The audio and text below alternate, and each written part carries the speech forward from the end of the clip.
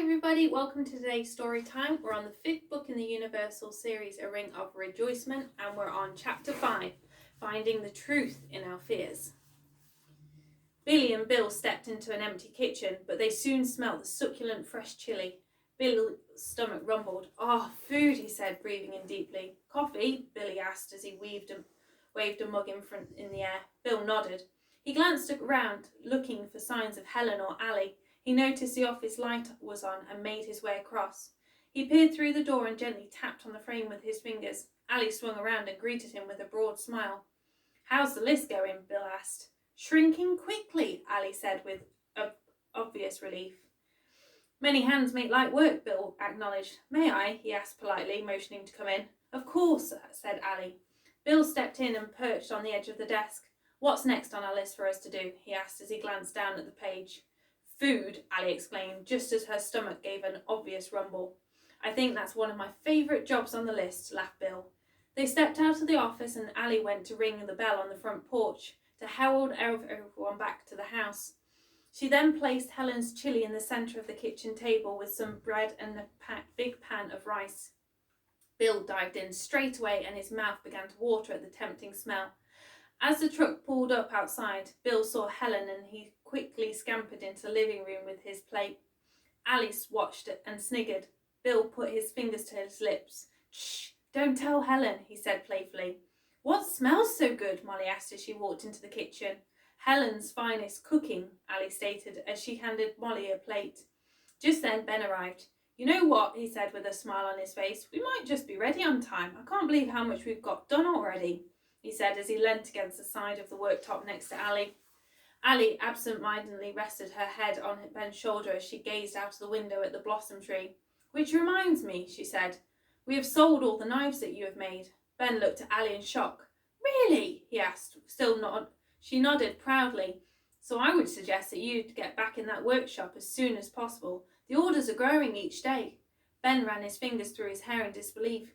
"You should hear the comments people are putting on the website too," continued Allie. She took out her phone and scrolled down the website page to show Ben the testimonials. "Well, that's really kind of them," she said, Ben clearly blushing. Allie kissed him on the cheek. "The gifts you just keep on coming," she sighed.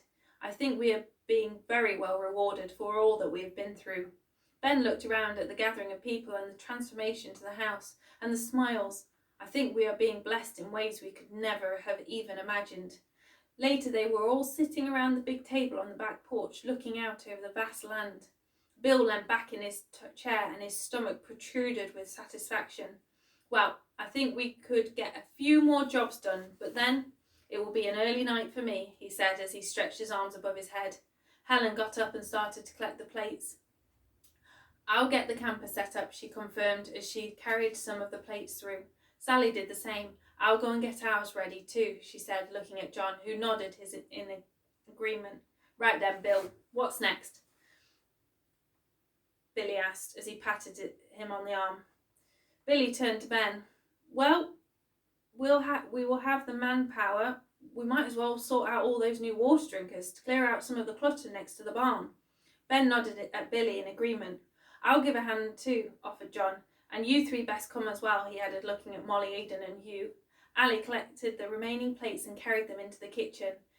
"Leave them, love," said Helen kindly. "Me and your mum will sort this out," she added as she handed another dish to Allie's mum, who reluctantly dried it with a tea towel. Allie graciously accepted and disappeared into the office once more. The office gradually began to get darker, so Allie turned on the office light.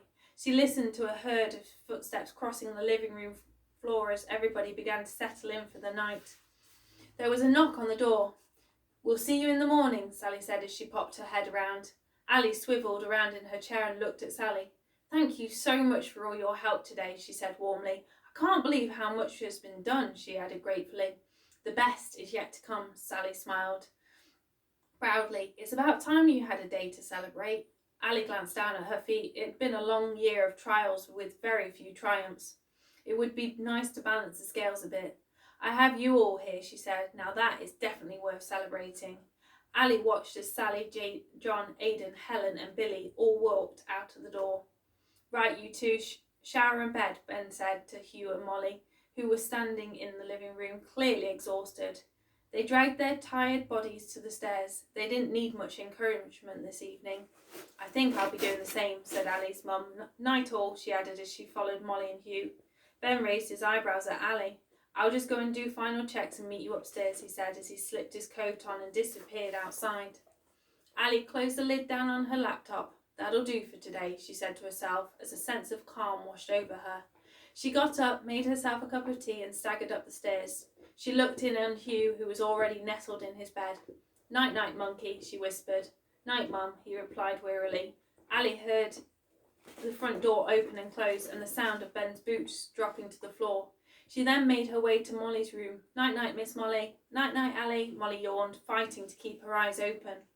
Ali made her way into the bedroom, and the sight of a comfy bed was a welcome one indeed. She changed into her pyjamas, climbed in, and took a sip of tea. As she placed her mug on the bedside table, she felt her body melt into the mattress, and she surrendered to the weight of her eyelids. Ben padded quietly into the room and got changed too. He looked across at Ali, who was now fast asleep. He spotted the full cup of tea beside her. Wow, you must have been tired, he whispered as he climbed in next to her and turned out the light. Molly stared up at the stars and moonlight that were beginning to fade. She quietly crept out of bed and made her way to Hugh's bedroom. She slowly opened the door and slid it in under the duvet next to Hugh. Hugh, are you awake? She whispered, but the room remained silent. She jabbed her elbow into his side. Ah! Cried Hugh, rubbing his ribs. Good, you're awake, said Molly. I can't sleep, my head won't go quiet. My head is saying sleep, Hugh replied. How can you? Questioned Molly. It's all so exciting. She squirmed underneath the duvet covers.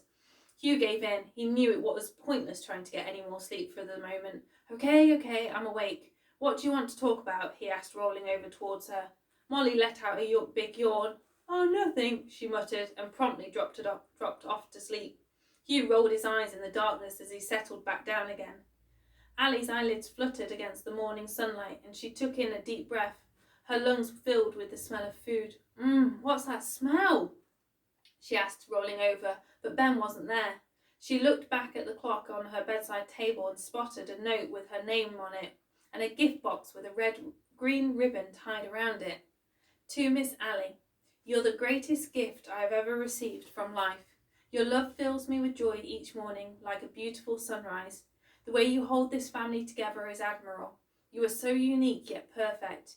I have been blessed with such riches to get to spend the rest of my life with you. Here is something to lay next to your heart. Love, Ben. Ali lowered the note and wiped a tear of happiness out of the corner of her eye. She reached for the box and opened it. There inside lay a locket with a tree carved intricately on the front. She opened it up and saw a photo of herself, Ben, Hugh and Molly in front of the house, and on the left-hand side the words, My whole world, Ben. Ali fastened the locket around her neck and climbed out of bed.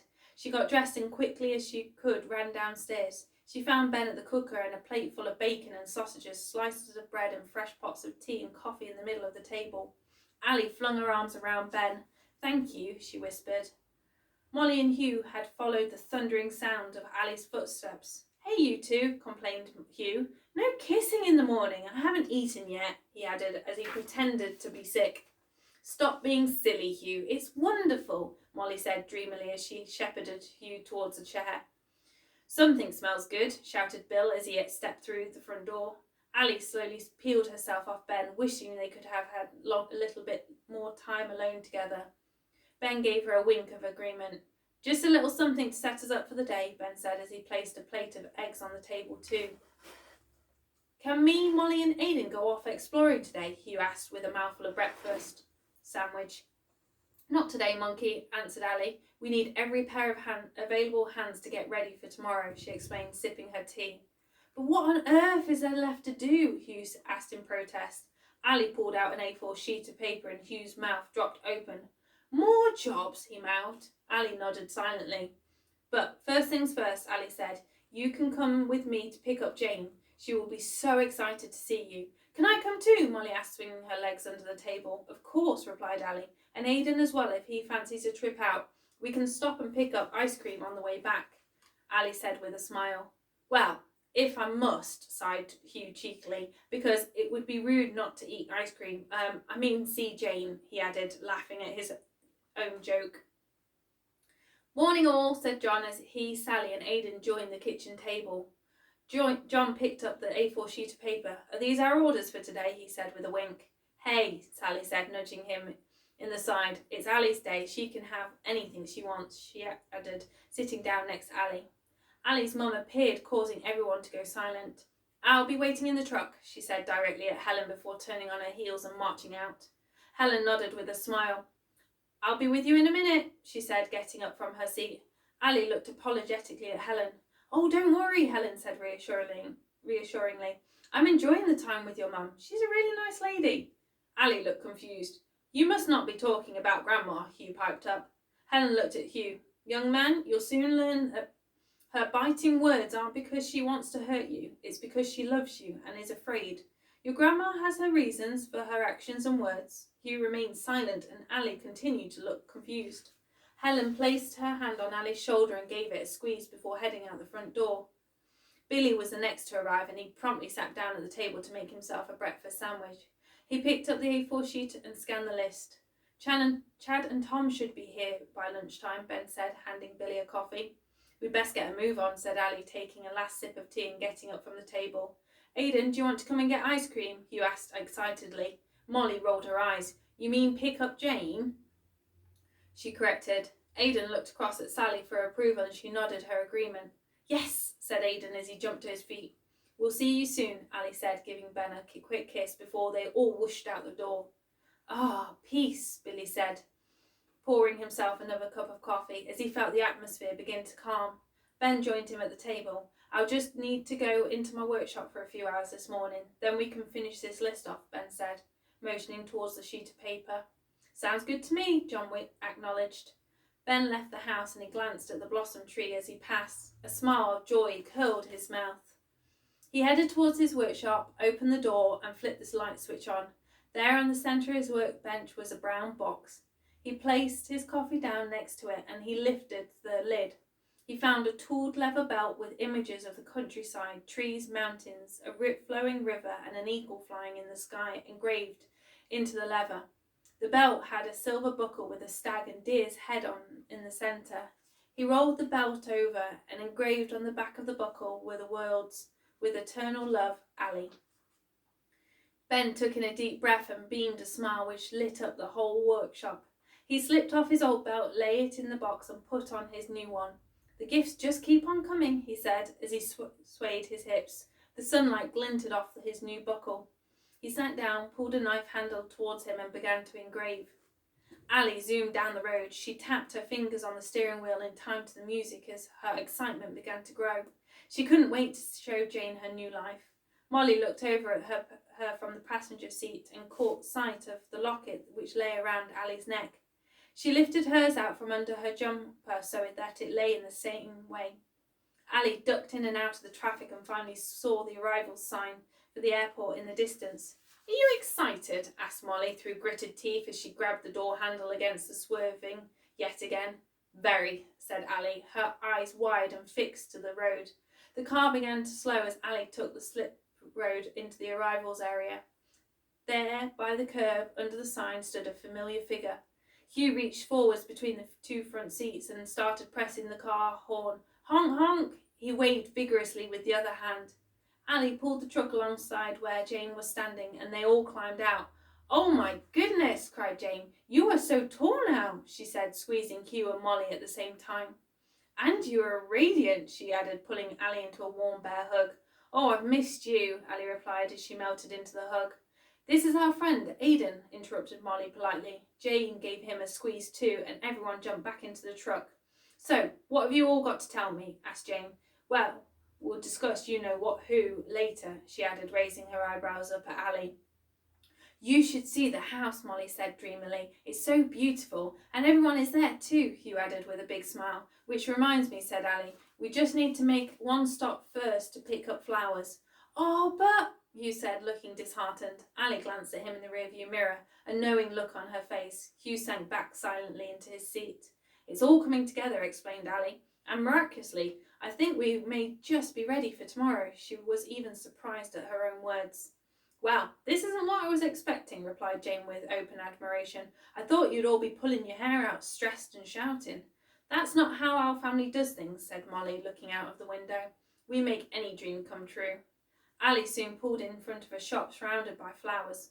Back in a minute, she said, hopping out of the car and disappearing into the shop. Jane turned around in her seat. Tell me honestly, she said earnestly, how have things been? How is your grandma? Weirdly okay, answered Hugh. She was really annoying when she arrived and she upset Mum, but since then she has made friends with Helen and she's been all right, he explained with a shrug. Ali seems strangely calm about all this, added Molly.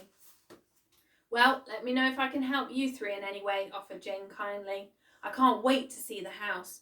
Will you show me around? She asked eagerly. Yes, definitely. They all said, just as Ali got back into the truck. She handed a small tub of ice cream to Molly, Hugh and Aidan. A group of people loaded the truck boot with flowers. One of the women waved to signal that they had finished. Thank you, Ali said, leaning her head out of the window. Right then, said Ali. Let's get back and see what's left to be done. She started up the truck and pulled out onto the road. Jane remained silent as she absorbed the vast view and the small town with the row of shops. Ali turned at the traffic lights and headed out further into the countryside before turning into their driveway. Well, this is home, Ali announced, glancing across at Jane. Wow, I think you have definitely landed on your feet, Ali. This place is gorgeous, Jane said in amazement. Ali blushed.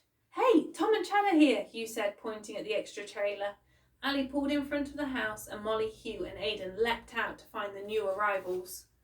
Jane and Ali both glanced up and saw Ali's mum standing on the front porch. Oh my, Jane muttered as they cautiously climbed out of the truck. Oh, Jane, gushed Ali's mum. How wonderful that you're here. She floated down the steps and kissed Jane on both cheeks. Ali, take Jane's things to Ben's trailer whilst I make her a cup of tea, she ordered. Jane looked behind her and mouthed the word sorry before being herded in through the front door. Let me help you with that, said a soft voice behind Ali. She turned to find Ben standing there and lifting out Jane's suitcase.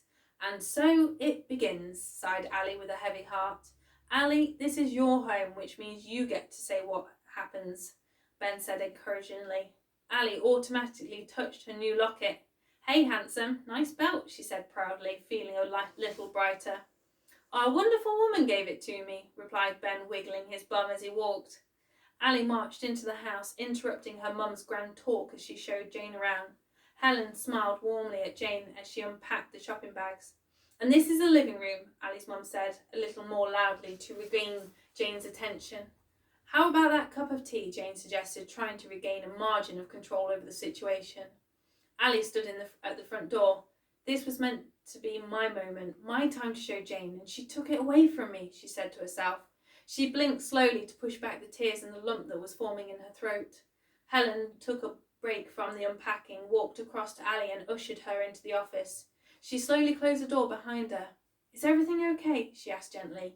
Yes, Ali said weakly, but not very convincingly. I feel like a little schoolgirl and that the school bullies just took my friend away, Ali explained, feeling pathetic. Good job this is a big house with plenty to see then, soothed Helen. How about you take Jane and show her where she will be sleeping and the outside parts of the house? I'm sure your mum won't be wanting to repeat the other day. And we will make a start on preparing the meal for tonight. Ali nodded, still feeling upset, but knowing that it was only because this moment was so important to her. Helen opened the door and glanced through the crack to see where everybody was. Coast is clear, she said, and she and Ali stepped out. They listened to Jane and Ali's mum's footsteps coming down the stairs, and Helen went back to unpacking the shopping bags. Ali mustered up a smile as Jane appeared. Come on, you, let me give you the tour of outside, she said excitedly. Oh, but what about tea? Ali's mum said protectively. I could really use a hand with tonight's dinner, interrupted Helen, looking dramatically at the clock and then at Ali's mum. Oh, very well then. You take Jane outside. I'm needed here, Ali's mum said, and with a toss of her hair she turned towards the kitchen. Jane raised her eyebrows and made a break for the front door. Quickly followed by Ali, Jane paused by the blossom tree.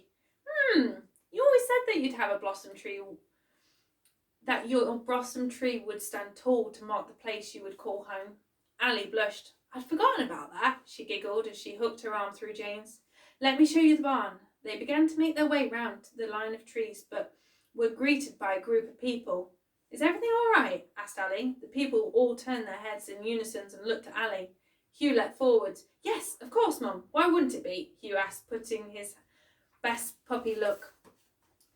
Now I am suspicious, said Ali wearily. Anyway, I was just going to show Jane the barn. No, you can't, cried Molly as she jumped forwards to stand next to Hugh. Why possibly not? Queried Ali as her body started to stiffen. Ben caught Jane's eyes and motioned with her head towards the trailer. Because we're in the middle of fixing it and finishing off your job list, Hugh explained awkwardly. Come on, Mum, you're just delaying us, just like Grandma does. Let us get on with it. Trust us. He knew his words would hurt her, and he watched his mum take a step back as her shoulders slump. It's been a long trip and there is so much for us to catch up on, said Jane. How about we hide away in the trailer with a cup of tea? She added naughtily, not quite understanding the secrecy but wanting to be part of it anyway. Fantastic. I'll bring 2 teas over to the trailer, offered Molly, rolling up onto her toes, ready to sprint. Don't forget the biscuits, called Jane over her shoulder. Ali glanced back at Bill, who gave her a nod of reassurance as she and Jane slipped inside the trailer. What is that lot up to? Ali questioned as her mind began to shuffle through a multitude of options, like she was playing a game of chess. Who knows, shrugged Jane, but if it means we get room service, then I'm all for it. She settled into the trailer seats and made herself quite at home, and Ali sat down too. Just then the door opened and Molly's head popped through. She carefully balanced a tray as she made her way up the steps. There you go, she said as she caught a look of concern on Ali's face. Don't look so worried. Everything is under control, grinned Molly. That's exactly why I'm worried, Ali stated, taking hold of the cup. You two stay here for as long as you like, and call me if you want more tea, Molly offered, winking at Jane. Molly ran back to the barn to find Hugh and Aidan inside, giving Wildfire a leg stretch. Phew, that was a close call, she said, sitting down on the hay bales next to them. Well, that's the last job on the list, John said gleefully. Time to start the party. He rubbed his hands together. Then I recommend that we bring some of that wood around to the fire pit and grab a beer whilst dinner is being finished, Ben suggested as his happy butterflies began to flutter with anticipation in his chest. He allowed himself a moment to dream of the day that awaited them. You 3 still okay to do the horses this evening? Ben asked. Yes, of course, acknowledged Hugh. As the adults stepped outside the barn, they could feel the coolness of the evening was beginning to creep in. Ben and Billy grabbed a few handfuls of logs and walked around to the back of the house. John and Sally went inside to gather their drinks. There was a knock on the trailer door. Come in, called Ali, giving her and Jane a chance to catch their breath from their continuous conversation. Just wanted to let you know that we'll be around by the fire pit whilst we wait for dinner, Bill said warmly. Ali nodded. We'll be there soon, she replied. Bill smirked. I know that kind of soon, he said cheekily. Don't think I don't know what happens when you women get together. There is no such thing as time, so all I will say is no rush, he added as he closed the door. Ali and Jane could hear him chuckling to himself as he walked across to the fire pit. John and Sally stepped onto the back porch and paused to admire the table. It was set with plates, candles, glasses and fresh flowers, and the aroma of delicious food swirled all around them. How magical, Sally whispered. John kissed her on the cheek. Love is magical. I love you, he said as he felt the atmosphere remind him of their love. Sally blushed. You big softy. Come on, let's get cosy by the fire, she said, kissing him as she slipped past him. Ben arrived to light the fire and everyone found their place on the benches surrounding the stone pit. Sally and John passed out the drinks and Bill let out a groan as he lowered his body onto the bench. Oh, that's better, he said as Billy came and sat down next to him. Tom and Chad took the next bench and their usual banter began with Ben. Conversations easily drifted to old stories and before long the valley was filled with the sound of their laughter. Hugh and Molly and Aidan appeared a little later. As they stepped outside the barn, they were greeted by a clear night sky filled with a blanket of stars. They glanced across and saw that the trailer lights were still on. Mum must still be talking to Jane, Hugh observed, but he was suddenly distracted by the aroma of food. Wow, what smells so good? He asked as he walked in the direction of where it was coming from. Molly and Aidan happily followed as they all stepped into the house. That smells amazing, declared Hugh as the warmth from the cooker wafted across his face. Hopefully it'll taste just as amazing, Helen said, her cheeks rosy from the heat of the oven. Could you get everyone to the table? He asked. I think we're about ready. Yes, most definitely, offered Hugh, as his stomach rumbled with anticipation. Where's Ali? Called Ali's mum. In the trailer with Jane, Hugh replied before disappearing outside onto the back porch. I'll go and get her, stated Ali's mum. As she took off her apron, Helen gave her an encouraging smile. Ali's mum paraded across to the trailer, but her heart was pounding and her mouth became dry. Her footsteps got heavier as she got closer to the trailer door. She thumped loudly and Jane swung it open. Oh, Ali's mum said, a little surprised. Dinner is ready and getting cold, she added bluntly. Well then, we'd best go across before it all disappears, replied Jane, trying to warm the moment. That would be a good idea, coughed Ali's mum. I just need a word with Ali first. Jane glanced back worriedly at Ali, but Ali motioned that it was okay for her to go. Jane stepped cautiously outside as Ali's mum stepped inside and closed the door, leaving Jane standing there in the darkness. Would you like to sit down? Ali asked politely. No, replied her mum frankly. Ali folded her arms across her chest. So, you wanted to talk? She queried, reflecting her mum's cold tone of voice, but her palms were sweaty with nerves. Yes, agreed her mum. Let's just straighten a few things out before tomorrow. I know what you have all been saying about me. Don't think the wind doesn't carry your harsh words. She spat out as a fire burned in her belly. I only said those things because they are true. Ali shot back as she stood up and took the bait. Well, maybe one day you will understand why I'm doing this the way I am. It's about time your feet were placed firmly back on the ground, snarled Ali's mum in retaliation. What on earth are you talking about? Questioned Ali. My feet are on the ground. It's just that my life is no longer a horror story, but is actually turning out to be okay, she said, slapping her hands on her sides in frustration. Why do you want me to be so miserable for the rest of my life? She was exhausted from the words that had already wounded her. I don't want you to be miserable. I'm your mother. That's the last thing I want you to be. I just don't want history to repeat itself and for you to have to go through it all again, screamed Ali's mum. Ali paused as the truth was finally revealed. You are afraid of me losing Ben, she said quietly as it all began to make sense and her thoughts called out checkmate. I have had to pick you up off that kitchen floor so many times, her mum said wearily. I don't want to have to do it all again. Her anger subsided and tears began to well up in her eyes. Ali took hold of her mum's shoulders. That will never happen again, she stated firmly. At some point, decades from now, yes, Ben will go as well. But I will never go back to the place of that darkness again, nor will I spend the rest of my life running from it or letting it dictate my choices because I'm afraid of it returning. I'm okay, and I will always be okay, she said, looking deeply into her mum's eyes. It's all going to be okay. Ali felt her mum's body begin to melt between her fingers. How do you know? Asked Ali's mum with her head bowed. I don't, replied Ali simply. I just have to believe it won't happen again. But if it does, I know now how to turn things around. I have to trust myself, Ali explained, wrapping her mum in a hug. She felt her mum take a large breath in and sigh deeply. But to go around micromanaging everything to try and avoid things happening that are out of our control anyway will only cause more problems.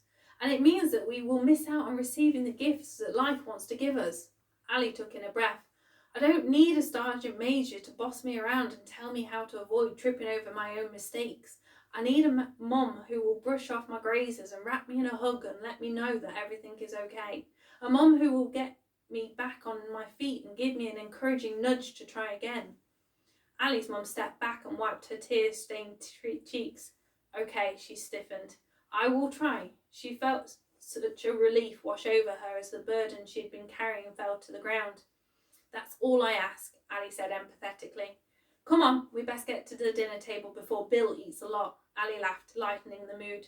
They both walked out of the trailer across to the house, hand in hand, heart to heart. I'm just going to tidy myself up a bit, said Ali's mum. I can't have everyone seeing me like this. She walked across the living room and headed up the stairs. Helen opened the back door. All sorted? She had questioned hopefully. Ali nodded. All sorted.